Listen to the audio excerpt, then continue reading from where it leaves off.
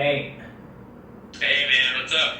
Nothing much. How's it going? Just a million things going on. So, Yeah, that sounds world. sounds exactly right. Yeah. How's everything going on your end? We have the summit that is going on this week. So my presentation is in 10 hours. So I'll be getting up to be online for that. Well, how transparent can you be on ZenMaid? Like, can we walk through what you built in ZenMaid and why you built it, and what were the learnings you infused into your kind of like onboarding process? Yeah, definitely. Okay, so you want to know more about like the onboarding specifically? Yeah, because I know when we talked Monday, it was like if like one kind of like scrappy thing that came to mind is like if we send our new customers or new trialers a type form survey and we ask them about the templates, then we can manually upload templates to test out a stronger onboarding cadence. And then you were talking about just everything you did over the last, I don't know, what is it, like 100 days or 6 months or something like that to speed up the time to value a new user would see. Yes. I think would be super cool. Okay, cool. Let me so let me just share my screen. So yeah, if you see. What is you built out your own profit well? What is this? Oh, I see that you noted that this looks like ProfitWell. No, so this right here, this is Courtney's dashboard. So Courtney from our team, she runs ZenMaid, who you're familiar with, and this is the first page that every ZenMaid user is taken into, and it's definitely modeled right after ProfitWell. We just had to pick different numbers that meant different things to our customers. But you can see like today's appointments on the right, recurring customers, all of this. This was definitely one of the things that actually helped with the onboarding process and stuff, was that this gave people an idea of what they were going to be able to see going forward in their account. It gave them something to look forward to. And then as they get more and more into it, they see more and more accurate numbers. And so one of the things is if someone gets started on ZenMaid, other systems will feel foreign to them if they go in and they don't have a dashboard like this. And that might not be enough to keep them on board, but it might be enough to give them pause and for them to reconsider and everything. And there are a lot of little things like this that we're trying to add into ZenMaid to give it more of that sort of feeling. Cool. This is so when you show, as a side note, when somebody gets dropped into a new account, do they see this as blank, or you didn't mention there's sample data that you now have? Yeah, so what happens is I don't remember if they get dropped into the dashboard page. It might be every time they log in after the dashboard page, but I think they get dropped to this calendar initially. This is the weekly calendar, and on this we'll have one appointment per day. And each one of the appointments is meant to be a name that they likely will recognize. And so that's where we do a little bit of subliminal stuff, that we have all of the biggest name consultants are all there. So if they work with any of them, they'll recognize the name. And then up here at the top where the mouse is, we have a couple of messages that'll pop up along this line during people's trials. And so initially when they first come in, it says delete sample data. And then there's a big button there. So they just click on it, and those 5 appointments and the customer records will disappear from the account, and then they can get started. But the idea is that it makes it really easy for them to come in. And I think there's actually even instructions from one of the onboarding tools that will point to one of the appointments and go, drag this appointment to 8 a.m. to see how easy it is to reschedule appointments, right? Or to shift your schedule when necessary. Got it. As a side note, can you run me through what each tab is on the left-hand side? The app is so huge, right? This is incredibly built out app. And it's always been business management, so context. So I'll just run through these quickly. So there's the dashboard. And the dashboard is what we just saw? Yes, exactly. Okay. And then scheduling is we have, 1, 2, 3, 4. So we have 4 views here, but then for the calendar view that we're looking at right now, there's a month view, week view, and day view. So essentially we have 6 different calendars, and like these calendars actually look quite different if you go to the month, the way that it's actually like formatted and everything. So we essentially have 6 calendars that just make it flexible for every maid service owner to find what they're looking for in any given situation. Then basic contacts page, basic like employees pages, there's nothing really special about that. Help and Q&A is probably worth showing you quick.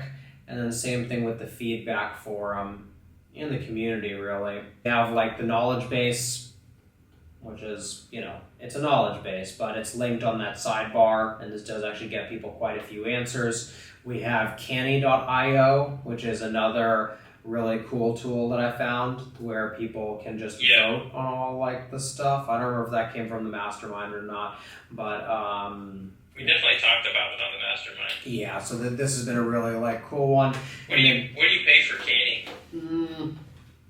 I don't know, maybe $79 a month. It's probably expensive. I don't actually know, but it's definitely been worth it. Yeah. And then we have the inner circle, which is the community, right? The Facebook community that's just for customers. So, how often do you prune that community if a customer cancels? Like, are you pretty diligent about like checking to make sure they actually are a customer, and then on the flip side, removing people if they cancel ZenMaid? Or I didn't really want to spend my time doing that, so I think that we had a process in place for a while, and now I don't think that it's cleared out very often. We have just so many fans now that I'd almost prefer for the people that aren't customers to stay in the group, because they really just see how happy other people are with it, and so they're more likely to come back. So we don't really prune it too aggressively anymore. It just took too much like headspace, even to have someone else manage. It was still difficult to identify who people were in like their trials versus on Facebook and stuff, and it just got complicated. Yeah. So this right here is the onboarding. If you want to just run through this quick. Yeah. So this is okay. Somebody just signed up for a trial. This is what they see. Yeah, exactly. So they will see this in the following pages before they see the calendar. And the idea to the onboarding here is to set up all of their settings without them ever having to go into ZenMaid settings. So your maid service is unique. That's why your ZenMaid account is customized to perfectly fit your business. We just get their name of the cleaning service, best email to reach someone. I should really just put like business email there or something, and then company phone. All of this information goes on to all of their email templates. We used to say that here, but there was just too much text, so I recently went through and just removed as much text as I could. And then they set their country, their time zone, and their date and time format, which again are just more settings that like our system needs.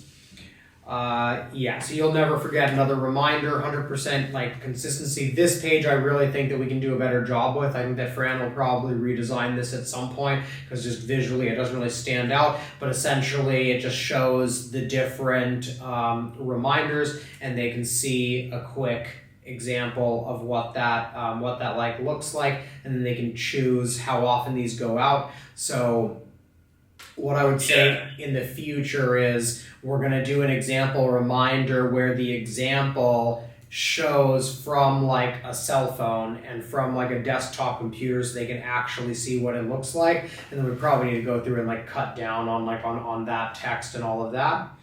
And so, this is someplace I think we can do better. But this is a big reason that we require credit cards, because it forces people to just go through all of this whether they want to or not. If they want to cancel their account and not get charged, they have to do all of this stuff, and we make them do that. So let's see.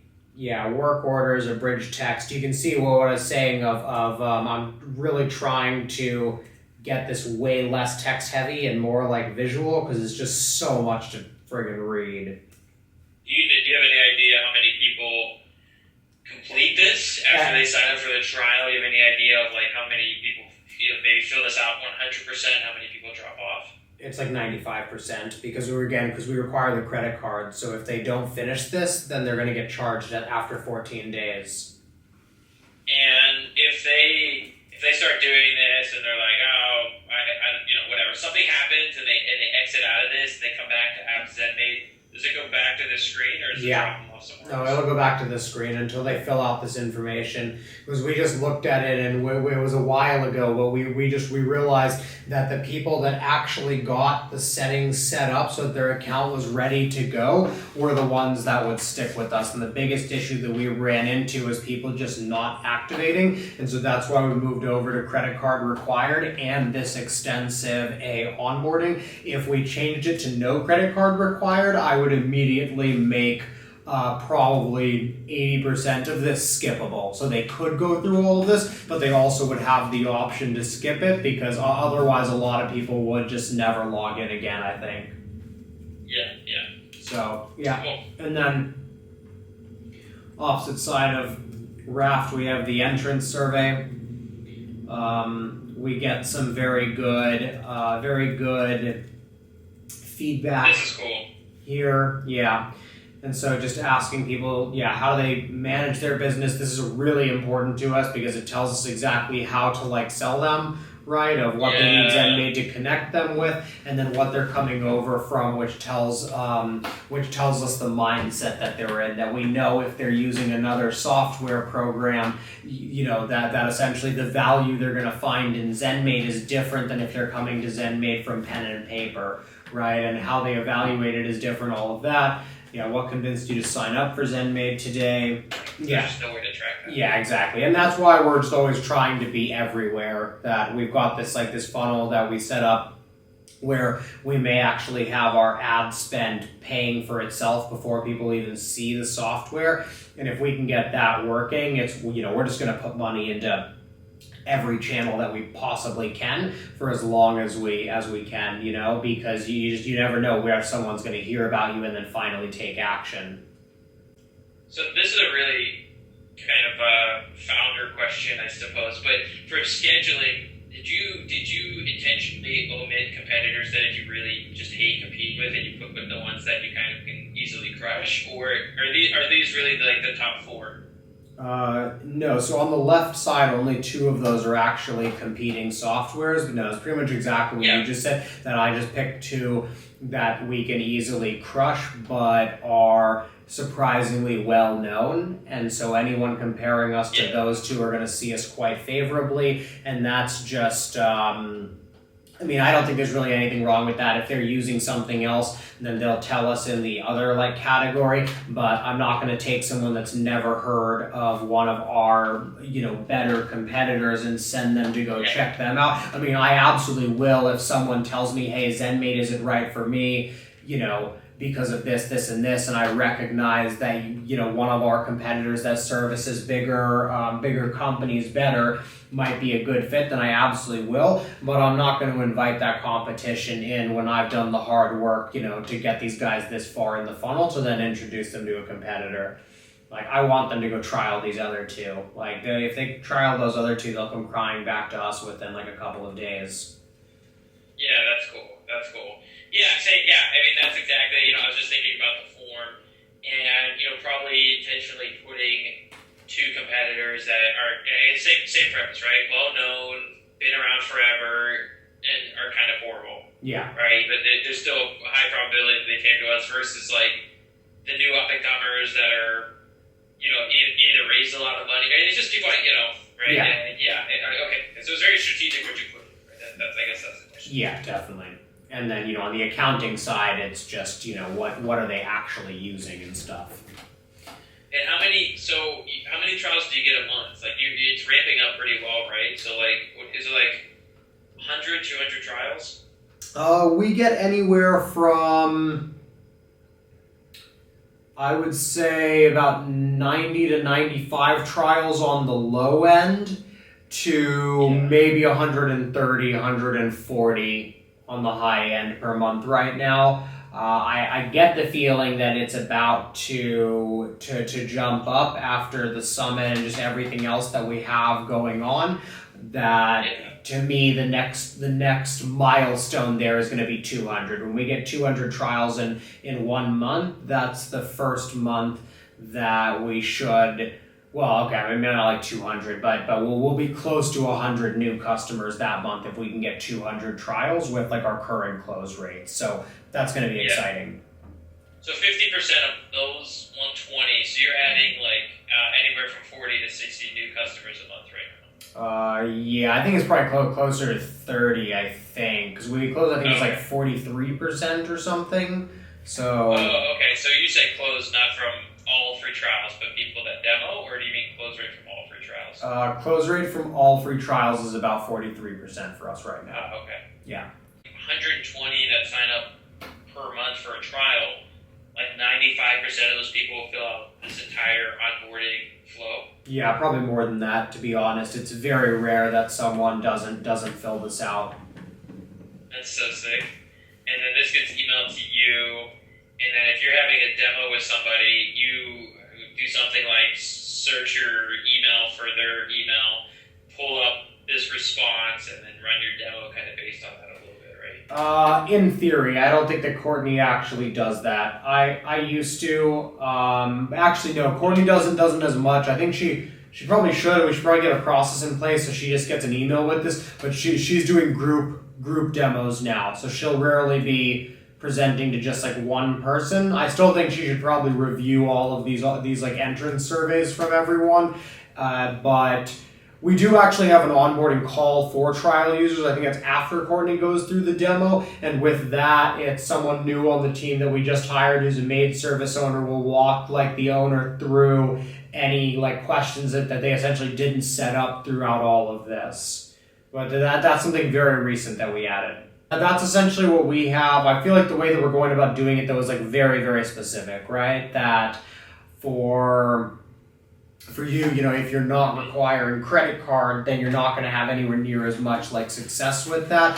That, like I said, we have to very much adjust that onboarding process the instant that we remove that requirement. Yeah, I mean, for us, yeah, so they complete more information because they've already had a pretty big commitment up front. One of these days we should really consider trying the credit card split test and see, and candidly what would probably happen is, free trials go down, qualified free trials go up, and close rates go up. So that's just kind of at the end, so we have to figure out how to properly split test. But okay, so people fill all that out, but I think the really cool thing is that how does their account look after they fill that out? So like you said, there's sample data that gets put into their account, so what does that look like? Yeah, so essentially what happens is when they come in, they can see the 5 appointments, the 5 sample appointments, and they can delete them all, or they can click on them and interact so they can see what everything looks like. And then what we're trying to get them to do is after they click the button to delete the appointments, we're trying to get them to enter either their first employee or their first appointment. And because if they do their first appointment, then they have to create their first customer. So those are essentially the two things, is we pretty much just ask them, do you want to add your first cleaner first, or do you want to add your first appointment first? And we just let them sort of take it from there. And that's really the main focus once they have deleted the sample appointments. Yeah. For your typical customer, how hard is it for them to set up the entire account? Do you have any sense of the number of days or hours it would take to get fully set up and activated with the average business you work with? It takes less than a week, I would say, if they're really on it. From the time they actually start, they're usually up and running in 5 business days, and that is, the amount of time may vary a little bit dependent on the size of the maid service, but the main thing that it actually depends on is where they're coming over from. And that's exactly why we ask that in the onboarding, because that's by far the most important thing, that if they're coming over from Google Calendar, there's less than a 50% chance that they actually have all of their client information in a spreadsheet or CSV or Excel file. And And if they don't, then them getting started on the system can take some time because they may have to manually enter. But if they're using another software, if they're using a competitor of ZenMaid, then not only can they send us their customer base, they can change their password and send that over to us, and our team will go in, export their customers, upload them to ZenMaid, take all of the employee information, and then we incentivize people to end their trials early to move over their appointment information as well. Okay. And so that's like what we do once they're on board. But yes, it's usually, if it takes them longer than 5 days to actually get up and running, usually it's because they've decided to poke around and check various things before they actually put stuff in. And that's actually what we encourage them to do, rather than just blindly jumping into it and then realizing it's not for them. That doesn't serve anyone. Okay. Have you ever considered charging for setup services, or? We did consider it, but it's, I don't know. I feel, I'm not sure how much of this was customer feedback versus how it sort of made me feel. But in my opinion, if they're paying, it's our job to get them the best results. And it just didn't feel right to me to charge for that. The other thing, I guess, was in the beginning, it was something that I could do because we were onboarding 2 or 3 people a week at the most, that some of our competition couldn't or wouldn't do. And I guess we just never sort of let go of that. So yeah, the closest that we do is ending the trial early, which guarantees that they become customers, right, for at least a month, and makes them less likely to churn. And then, yeah, we've considered it, but it just never felt right. And that inflection point to flip to paid is, what is the appointment trigger again you mentioned? One more time? To go from trial to paid, and the way you nudge that faster, what did they have to do with their appointments to then nudge people to become a paid versus a trial? So if they're on the trial, then we'll move over their customer and their employee information, but it's the appointment information that's the really big headache. And so we do the appointment information if they end their trials early and make their first month's payment, which is non-refundable. Got it. Okay. Okay. So the fact that month 1 is non-refundable is in some way, helps protect some of the service costs that can be set up in month 1. The only thing I'll mention is, it could very well be the right decision, but from our perspective, in JetPack land, the thing we started doing, and we've kind of flip-flopped around on what a setup package means for us. But the way we look at it is, we'll do complimentary client imports, we'll do training, so we'll teach you how to drive the car each and every day, no matter what. We'll show you how to get set up. That's part of our value. But if you want us to create